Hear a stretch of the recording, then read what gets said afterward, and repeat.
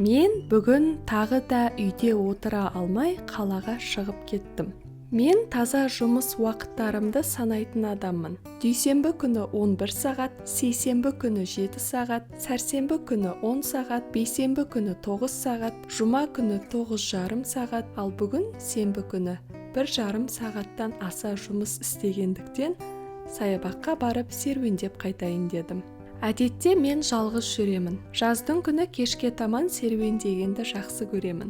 Аспандағы бұлттар қандай әдемі. Мына жерде жәрмеңке болып жатыр екен. Неше түрлі заттар сатылып жатыр. Балаларын алып келген жас ата-аналар өте көп. Ал мына жерде той болып жатыр. Осындай балық түрін көріп пе едіңіз? Мен оларды біраз тамашаладым. Мына жерді қандай әдемі қылып жасап қойған. Осы жерде біраз серуендедім. Сосын өзімді еркелетіп осындай тәттілер алып жедім.